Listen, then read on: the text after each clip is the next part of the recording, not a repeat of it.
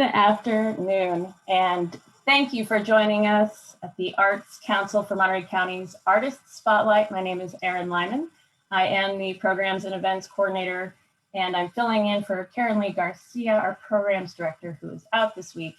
And this month, I am so pleased to highlight Germain Hatcher, local artist and business owner. Germain, thank you so much for joining us today.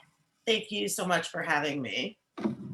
And you're joining us from the back of your business, Imagine Art Supplies. I am joining you from the back of Imagine Art Supplies, yes. Well, fabulous. We'll talk more about your business in just a moment. I'm going to share a little bit about Germain, and then we'll dive into everything that you've been up to. Germain was born in Thomasville, Georgia, and made her way to the West Coast to graduate from Pacific Grove High School in the time of the death of disco and 80s hair. I think that's important. And then graduated from the Otis Parsons School of Design in 1991. She worked in the entertainment industry just long enough to know it wasn't for her. Got to work with One Voice Arts and Leadership program, which allowed her to use her voice as an artist and raise up the voices of young people, which she continues to do. Germain has worked pouring wax and chasing for local sculptor Richard McDonald. She managed Cyril's and ArtMax Art Supplies for many years. She's been a mentor at the Youth Arts Collective since 2000, and she is the owner of Imagine Art Supplies in Pacific Grove, going on 6 years next month, right? 6 years? That's true. Congratulations. Yeah. And you made it through a pandemic in a small business in a small town. We're pleased and thrilled that you're still with us. So tell us, how have you done it? What happened a year ago when all of this happened? So what happened a year ago is much like everybody else. We had to pivot. And when they issued this shelter-in-place order, we were able to actually we had outstanding special orders, and we had to fulfill those because artists need their stuff. And it's a small store, and we have a Dutch door, and we learned that we could still do the sales through the Dutch door. All of our sales were done, like if people could call in, and we would do phone orders. Everything was curbside. It was sort of like your McDonald's of art supplies for about a year and then some, where you would like call in and you could tell us what you wanted. And if we didn't have it, we would get it. And then we would call you when it came in and you could come in and pick it up. And it allowed for us to have least amount of contact during very uncertain times, but for everybody to still be able to get their supplies. So that's what we did. And then about 2 weeks ago, going on 3 weeks ago, we finally opened up for people to come back in. So as long as you have a mask on, you are totally welcome here. And we're just really happy that we made it through this past year and something odd months. Yes, and we're thrilled too. And you continue to support and give to the community even after such a difficult year. But one thing that I really liked hearing you say, and I've heard you say, that artists can work within parameters, and that's what you felt like you had to do, but there was still a need. Well, I mean, it was a need. It's almost like telling somebody, I think from like an artist standpoint, it's almost like telling somebody like you can't have food. So an artist will go and burn down the house to get charcoal, because there's wood there somewhere and I can use it, and they will anything that they can get to sort of create. And with the way that the mandate was laid down, it was like, well, I can work with that. Like we'll do what we have to do to make sure that everybody gets what they need. And that's what we did. It was like, okay, well, you said nobody can come in. All right, nobody comes in, and it's like, we did that. It was like, if we wore gloves, we wore masks. It was like everything was cleaned. We did our constant cleaning we did constant cleaning every day, and then we had We have ladies that come in and clean once a week. So we kept all of that up. It allowed for least amount of contact on anything. When shipments came in, sometimes stuff would sit in the box for a day or two just so that I was sure that when I opened it up, it was okay. And that's what we did. And it kind of worked, and I'm super happy. Yeah. Well, and did you feel that there was an increase? I mean, people really turned to art and had to turn to art during this time. So, I mean, you're really So I think providing a resource. So I think in the beginning, it seemed like it was like people were like stocking up on stuff that they needed. And then it never really died down. It was not as busy as it had been when we had people walking in. But I think with people having to be sheltered in place, it's like there's only so much like Kardashians and housewives that you can watch. And once you dive into like this rabbit hole on YouTube, it's like you'll see something on Instagram where somebody's doing like pouring mediums and you're like, wait, how can I learn how to do that? And you go on like YouTube and there's like this rabbit hole of stuff on how to do it, you know? And so we would get calls on like, how do I make this work? Or how do I do this? And it's like, okay, well, some of this I know about, some of it I don't, but I always like, if there's stuff that I don't know about, I always tell people like YouTube is a valid and viable resource. Because if you look at the videos on the underneath, it usually tells you like more information, and that more information will actually tell you the supplies that the person is using. And it's like, once you give me an idea of like what supplies they're using, if we don't have it, there's always something that we can recommend that will do the job. And so it was like, people are sitting home and they're watching stuff. Calligraphy right now is huge, huge. And it's something that had sort of been gaining momentum, but now it's picked up a lot. And that's because you see those little things on like Facebook where it's like, oh, look at the beautiful lettering, and like, where can I get a gold pen? And, you know, all this other stuff. Yeah. And so those are, you know, people started getting home and getting creative and, you know, knitting. Artists have to keep making art. Artists will always. People are making art. It's like, that's what you do. Definitely. Well, and you are a font of information when it comes to supplies. So you're also sharing this information through Imagine Art Supply's Facebook page, and you put classes up there. And tell us a little bit more about what you offer in that platform. So we don't actually do classes ourselves, but there are different places throughout the community that do. And I always just sort of felt like there ought to be some place where you could go and you could just like see what's happening in the community. I may not do watercolor classes, but somebody does watercolor classes.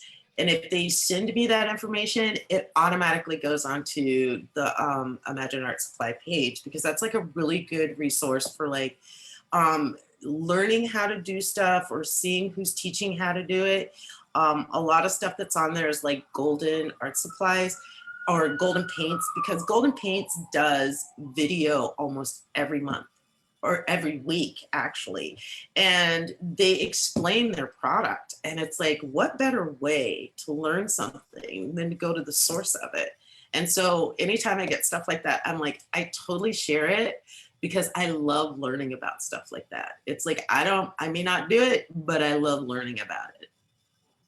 And then you share it just as oh yeah, easily, which is great. Share it on the Facebook, so because you know, I'm like, hey, this is how I know this stuff. It's like some of it I have actually played with it myself, but some of it is like somebody had to teach me the basics of it so that I could do what I do, in whether it's passing on information or within my own art. So it's like, yeah, and I'm like, pass on the information. There's no need to hoard it. It's like, it's a resource. Use it. Well, and you did do a little teaching as you joined Mr. Paul with one of his online art classes, which was great. And you've been very active with Yak, even in the online world. You guys tell me a little bit more about the prompts and the 30-30 and the things that you continue to do to stay.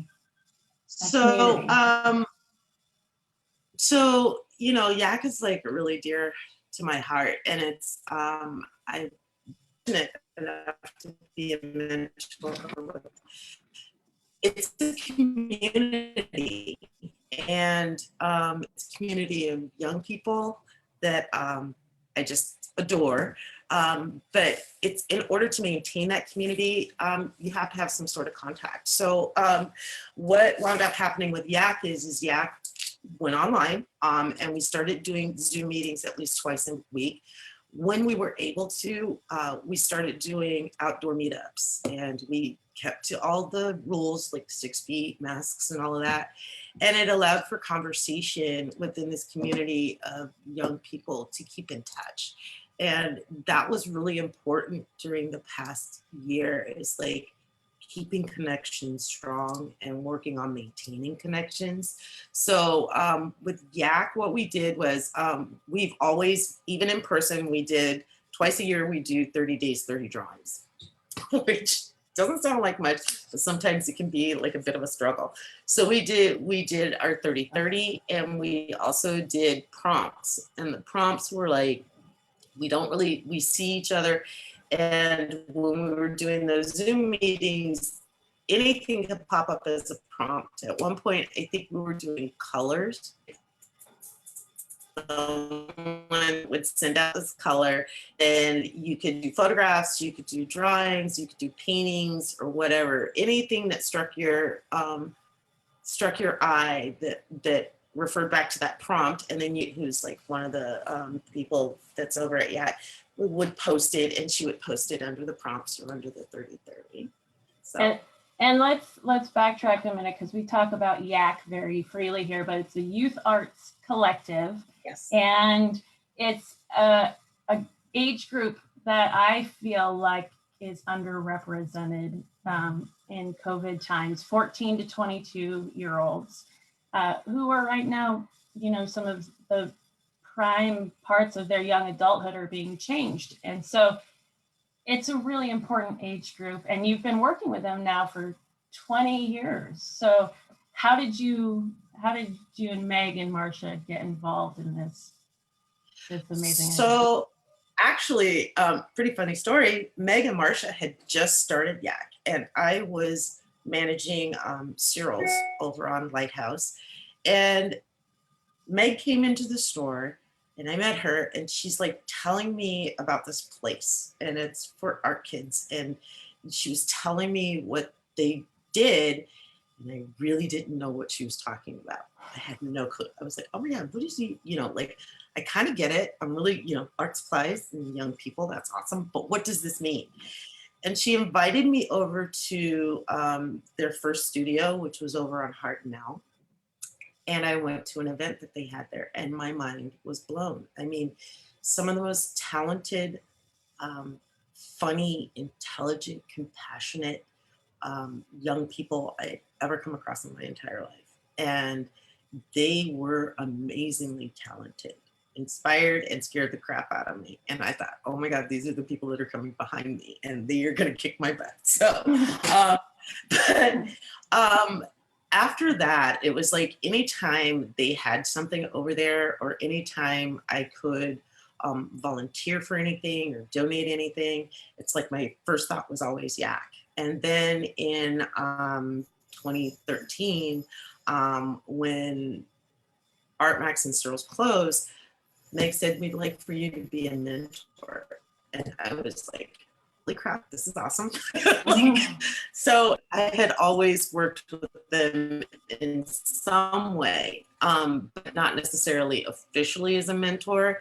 And it was a really, it has been and still is a very amazing experience. And I'm thankful every day that these are the people that I get to be around, because when Yak is in full-on session, we sit around, I listen to the conversations, I look at the artwork, they will tell you about it, and they will talk about what's going on with them. And I think that's incredibly important, just to hear the conversations. On top of which, bonus points for me, I am probably one of the most tech ignorant people on the face of the planet, but at any given point I was able to walk into Yak and say, could you somebody please explain this to me? And they would. Like, that was like one of my favorite things is like there's a lot.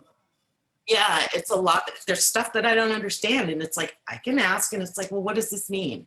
And what does this mean to you? And it has broadened, it's made me realize how much I don't know and be very comfortable with the not knowing.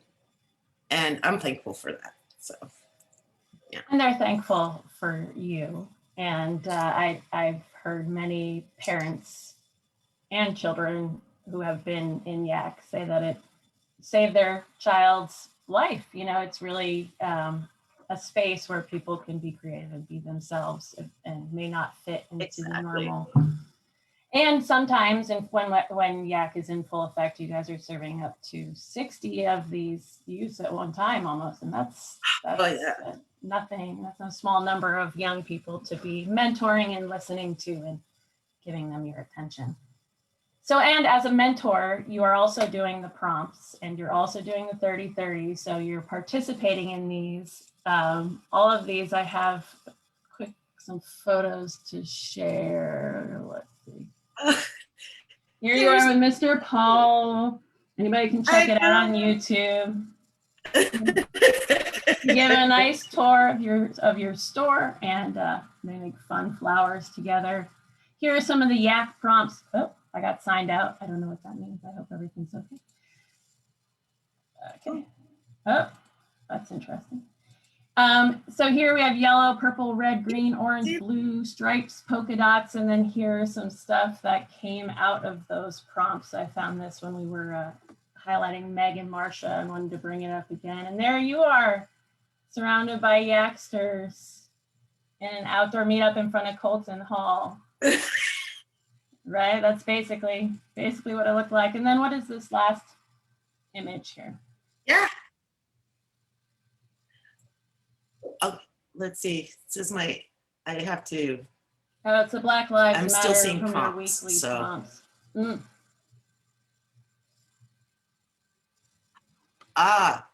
Oh, okay. So that I actually I have friends that we were down in Los Angeles and we had gone to school together and all this stuff that during the 90s and in 92 we all were roommates during the Rodney King riots. And so needless to say that 2020 was a really rough year. But one of the coolest things that happened is that we've over the years never lost touch. But during the pandemic, we actually started doing FaceTiming, and we were FaceTiming at least once every couple of weeks, and we would do things together like cook or, you know, just have conversations and play with silly faces and stuff. And one week, one of our friends said, hey, let's do an art piece about what your week was like. And that was the week after Memorial Day of 2020. So a lot of stuff had happened, a lot of stuff. And that was the piece that I did as a prompt from a group, a friend group that I've been in since like 1990 something. So literally the last century. You don't have to joke. Yeah. But it has been important for artists to connect even via Zoom on a basis and be inspired by each other. And it's good that you have that outlet. And it actually feeds into some of the artwork that you've personally been working on during this time. So we'll share some of your art pieces that you shared with me. And you can just chat a little bit about why they were important and more about them. So this is called On the Ganges, and it's on the Ghats in Rishikesh, which is in northern India.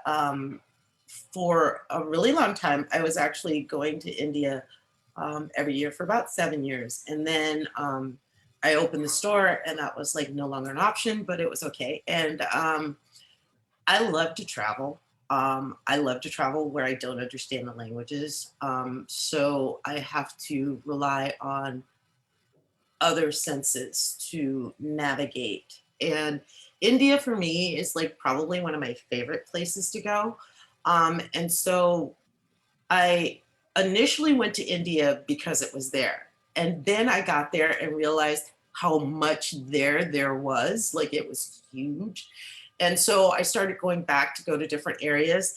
And I think that it's really weird. I always think that like color reads differently in different parts of the world. And with this particular piece, I was working with something called Colors, which is kind of like a wax-based paint. And so it was just something that I saw that I thought was absolutely beautiful, and I wanted to replicate some of that, and that's what that piece is. And I liked the Color I learned from you, and one thing that you like to do is play with different mediums. So it's your passion and your knowledge go hand in hand, and then you share it with people. Yes. And then who are these two precious kitties?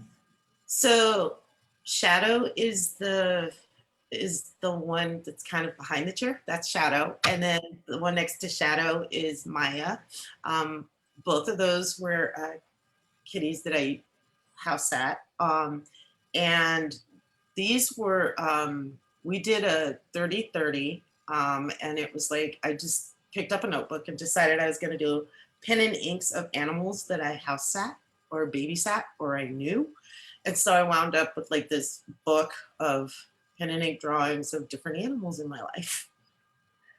I tell you that the idea of trying to create a different finished image every day for 30 days sounds daunting to me. So I can imagine that it can be a lot of work to do every day for 30 days. But you guys do great. You all share it and share the load together and don't give up on each other. So yeah. This was actually the first Color that I did. It's called the Quilt. And I actually, when I found out about Color, I thought it was great. And I had this idea of how it could be used as a mixed media material that sort of fell into an idea that I was already sort of working on as far as like a series of works that I wanted to do, but I wasn't really sure how it was going to work. So I did the quilt.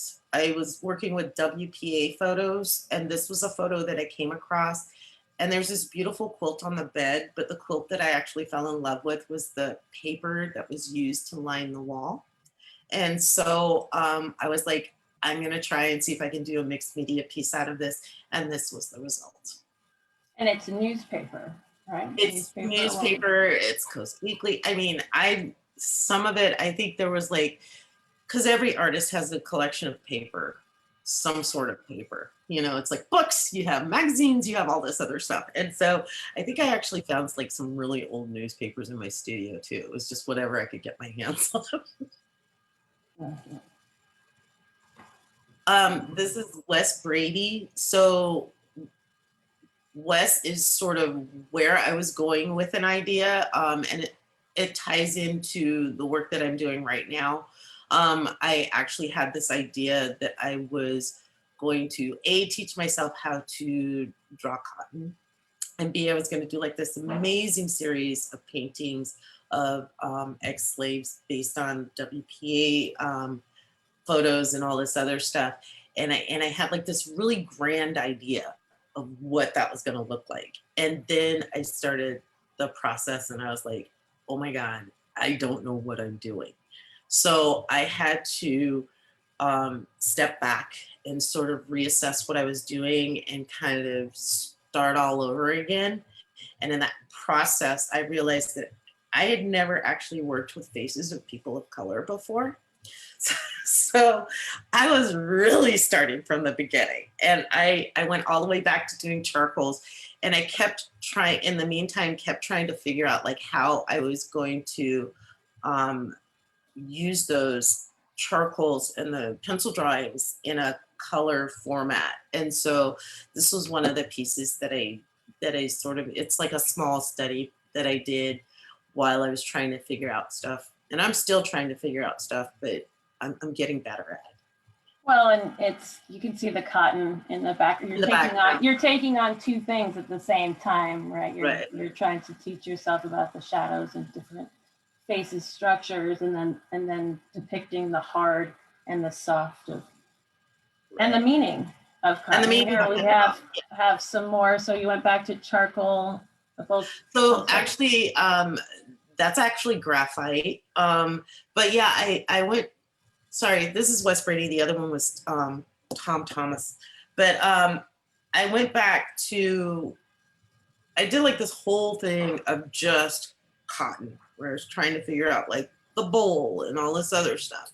And so I went back to charcoal, then I went into graphite to get like a little bit more detail and to clean it up a little bit more. And along the way, with everything that's been happening, I've continued to intersperse it with doing some color work, which the Mammy Prater, which is the color piece, that's on watercolor on BFK. And it's just, I also had to teach myself how to do watercolor because that's not necessarily one of my my better mediums. But I've learned a lot, and it's been a really exciting to learn about the people and the materials. So yeah. And Mammy Prater was 115. Mammy Prater was 115 in 1928. Mm-hmm. Yeah. And she's, yeah. So now we sort of get into the stuff that I've been working on lately, which I'm going to go back to the Amelia Boynton. So I was reading an article, and John Lewis had just died. And this young man wrote an article, and he said how John Lewis had asked him to write a poem. And then he was waiting for them to tell him what the poem was about. And he got invited to an event by John Lewis's group also. And he got to the event, and they asked him to write the poem, not about John Lewis, but about women that were involved in the civil rights movement. And he wrote this poem, and he mentioned all of these various women, but one of the women that he mentioned was Emilia Boynton Robinson. And she was this amazing woman that in 1936 had actually figured out how to take the test and register to vote. And she went through Alabama, and she taught people, Black people, how to pass the literacy test so they could vote. And one of the people that she taught was this woman who was actually on the last slave ship that ever came into the United States. And what these two watercolors are, the gentleman's name is Cudjoe Lewis, and he was interviewed by Zora Neale Hurston, which was also a part of the WPA program, where they went out and they interviewed ex-slaves and they photographed them. So the Zora Neale Hurston interview was actually released a couple of years ago in a book called Barracoon. And during that course of that interview, he mentions two other people that were actually on the slave ship with him, leaving Africa, coming to the United States in 1860. And two of those people are this woman, the woman sitting next to him. Her name is Emilia Mccreer. So Emilia Mccreer is in the middle, and Sally Smith is on the far left. Emilia Mccreer died in the 1940s. Sally Smith was one of the people, swinging back to Emilia Boynton Robinson, that Emilia Boynton Robinson actually taught to pass the literacy test. So in 1936, Sally Smith was actually registered to vote, which I thought was like this amazing thing of information, that like this woman came over to the United States in 1860, and by 1936 she was actually a registered voter in Alabama. so what this piece is, I know, it's like, what a crazy story. But this piece is called The Survivors. It's actually a picture of the Clotilde, and there are three of the people that were on there. And what the background actually is the diagram for stacking bodies of slaves for transport. And that's done in like graphite and liquid charcoal. And these three lived in African town. And so, yes, so where the Clotilde where the Clotilde went down with, oh my God, I can't remember the name of the river, but in Alabama. And not too far where it went down, they established a town called Africatown. And because in 1860, it was actually illegal to transport slaves into the United States, the slaves that were on that ship were considered conscript. So some of them were actually sold, but a lot of them established this hometown called Africatown, and it still exists in Alabama. So they all lived in or around that area. And it's like, A crazy, I don't know, amazing it story. blows my mind that like these people actually know where they came from, and that their descendants are literally the grandchildren of slaves, not great-grands, not great-great-grands, the grandchildren of slaves. Like, that's amazing to me. And rare that they know where they came from. And yeah, even rarer is that they actually know where they came from, because the large majority of African Americans have no idea where their families came from in Africa. Like, you don't know. There's no clear and concise records for anything like that. Well, it's an amazing story, and I'm thrilled that you're sharing it with us and educating us through pictures. And here's another one of those backgrounds. These last two photos we'll share. Tell us a little bit more about that. So, and then somehow so here's where it gets a little weird. I'm not really sure how, I do know how it happened. I was going through the photographs that I was using as reference photographs, and I would come across images that really interested me. And the one on the left, so it's my left, yeah. So the one on the left was this picture that I thought was just absolutely beautiful. And I kept looking at it, and then I realized what it was, and it was a wet nurse. And so it's like, wet nursing is really interesting, that like you would see somebody as less than human, but you would have them raise your child. That blows my mind. That is like, it's so weird to me. You know what I mean? It's just like, I would think that like, especially with the more, especially when you're talking about like childhood death and things like that, that like any child would be just precious to everyone. And I don't know that I would want someone that I didn't consider as human. I wouldn't want the cow raising my child. You know what I mean?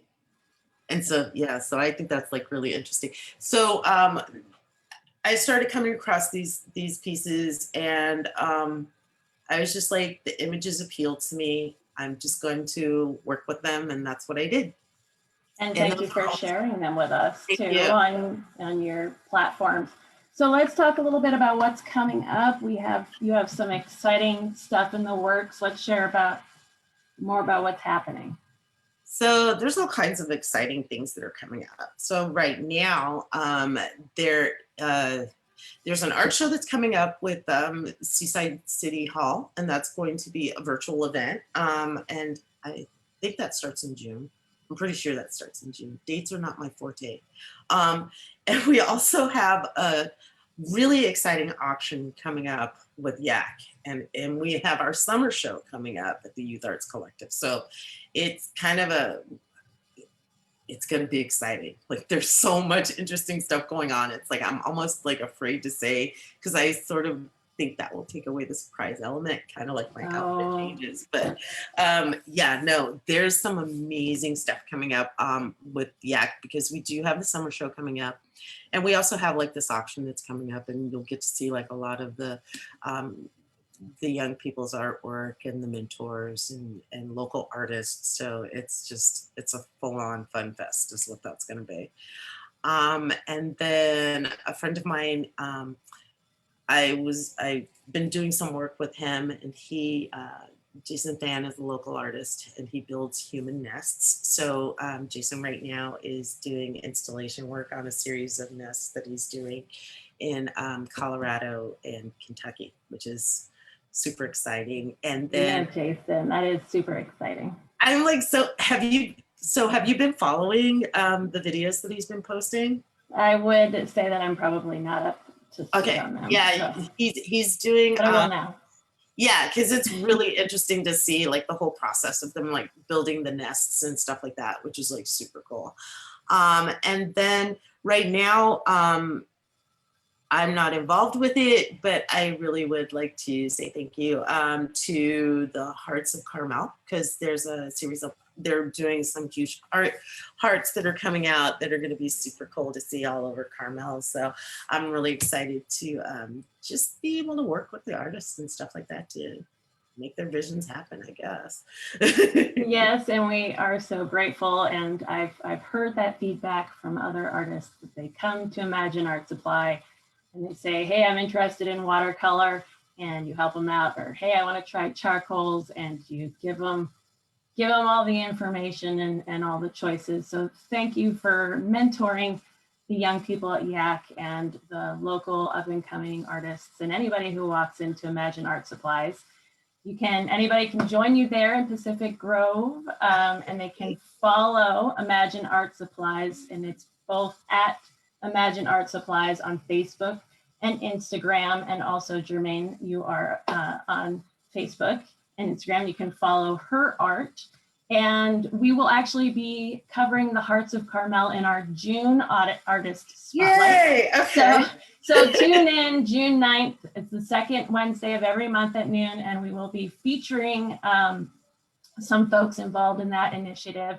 And if you want to learn more about the Arts Council, please check out our website at www.arts4mc.org. And thank you, Germain, for joining us. And thank you, everybody on Facebook who tuned in. Thank you. And we hope you have a great day. Have a great day. Bye-bye.